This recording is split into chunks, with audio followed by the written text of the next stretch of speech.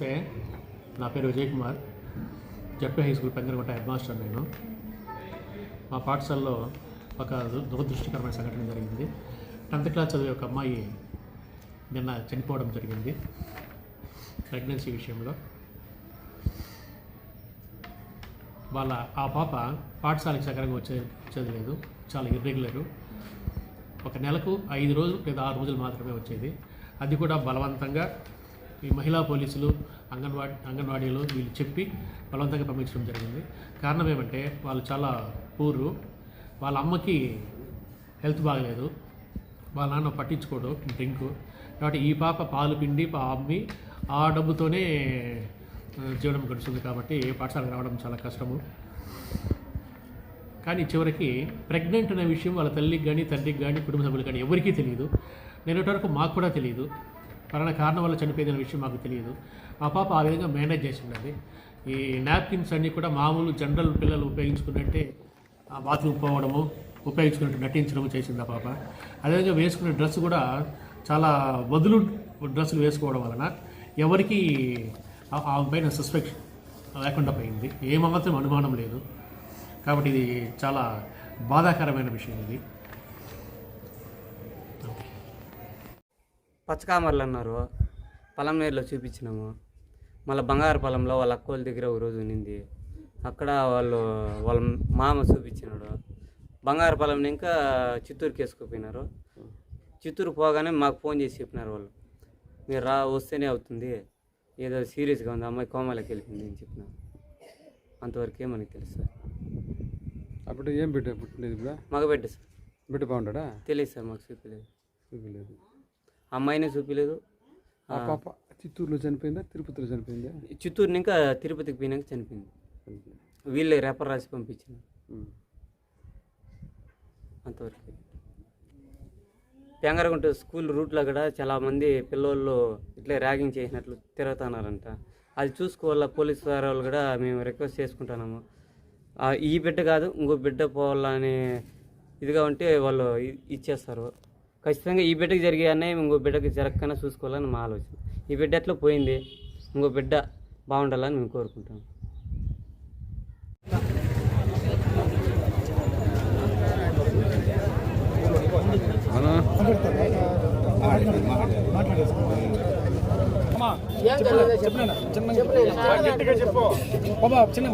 వాళ్ళ పెద్దమ్మ చనిపోయిందే పాప, వాళ్ళ పెద్దమ్మ. నేను మా పాపకు జరిగిన అన్యాయానికి ఇంకో బిడ్డకు జరగకూడదు. మాకు అన్యాయం జరిగింది, మాకు న్యాయం జరగలా. మా బిడ్డకి ఏమి జరిగిందంటే ఇట్లా జరిగింది కదా, దానికి మీరు న్యాయం చేస్తేనే మేము చేస్తాం, లేదంటే న్యాయం కాదు. మాకు అనుమానం ఉండాలి, మాకు చెప్తున్నారు. మేమేమి ఈ ఊరు కాదు, పరవరు. పెద్దమ్మంటే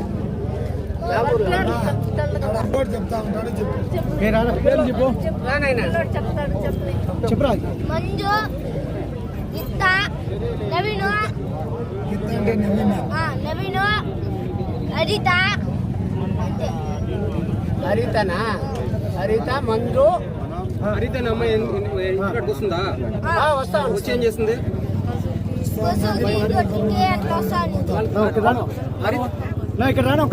న్యాయం కావాలి, బాడీ తీసుకెళ్ళండి. మాకు వద్దు, మాకు అవసరం లేదు బాడీ. ఎవడు రెస్పాన్సిబిలిటీ? అందరూ ఇంట్లో ఒక ఆడబిడ్డ ఉంది, మేము డ్యూటీలు పోకుండా ఆడబిడ్డ కాలు ఉండదు. మేము ఏమన్నా ఎవడు చెప్పింది న్యాయం ఇదే? రమ్మని చెప్పి ఎవడో వస్తారో మొత్తం అంతా. ఇది భలే ఉంది న్యాయము. కట్ చేస్తారట్లే డిఎస్పీ.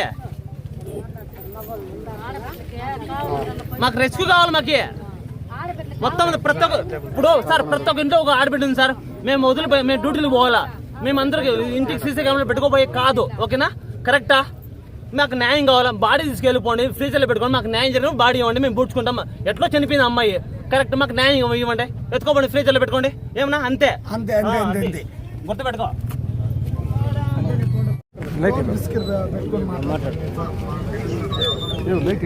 చెప్పండి సార్.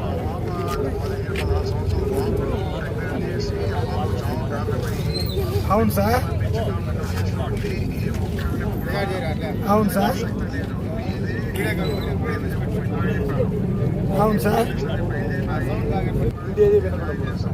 సార్ మీరు అవును సార్. అవును సార్. అవును సార్.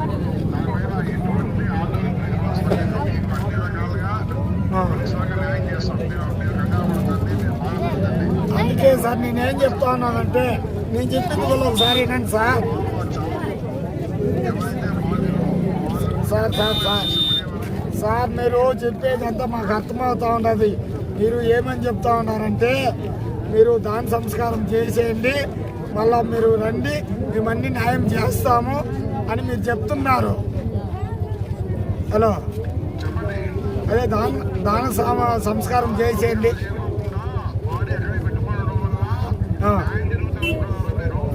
అవును సార్.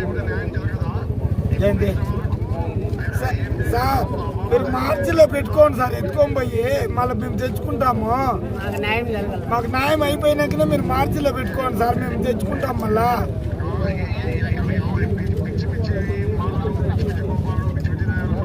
సార్ మీరు ఒకసారి ఇక్కడికి రండి సార్, మీకు అర్థాలు అవుతాయి సార్. మీరు రండి సార్, మేము కావాలంటే నైట్ ఎంతకులో వెయిట్ చేస్తాము.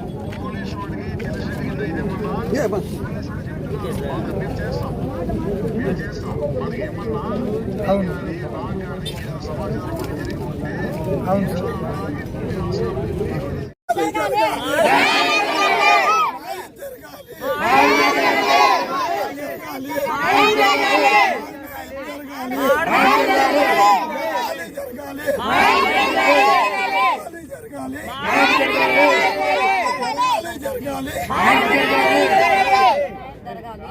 జరగాలి జరగాలి.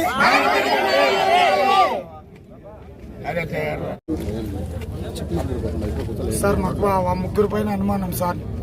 వాళ్ళని కస్టడీలోకి తీసుకొని వాళ్ళపైన యాక్షన్ తీసుకొని మాకు న్యాయం జరిగేంత వరకు. ఇంతకుముందు ఇద్దరికి జరిగింది, అప్పుడు వాళ్ళ కేసు కూడా పట్టించుకోలేదు. అప్పుడు వాళ్ళు దానం చేసేయండి, మేము అన్నీ చేస్తామని చెప్పినారు. అప్పుడు వాళ్ళ కేసు కూడా తీసుకోలేదు, నార్మల్గా వదిలేసినారు. ఇప్పుడు కూడా ఈ అమ్మాయి కేసు కూడా అలా అయిపోతుంది. ఒకసారి హెడ్ మాస్టర్ దాగులో మాట్లాడి ఈసారి ఇచ్చి కేసు మాకు అంత కట్టి మాకు న్యాయం పూర్తిగా జరిగేంత వరకు అమ్మాయి మాకొద్దు, బాడీని అట్లే తీసుకుని వెళ్ళండి, మాకు న్యాయం జరిగిపోని మళ్ళీ మేము బాడీని ఇచ్చి బాడీని మేము తెచ్చుకొని మా వాళ్ళ దాన సంస్కారం మేము చేసుకుంటాం. సరే వాళ్ళ పేర్లు చెప్పండి. వాళ్ళ కొడుకు చెప్పండి.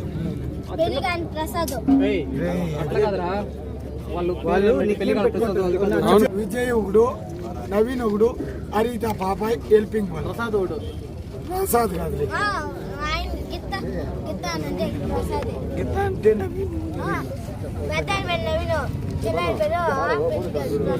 ఎంతమంది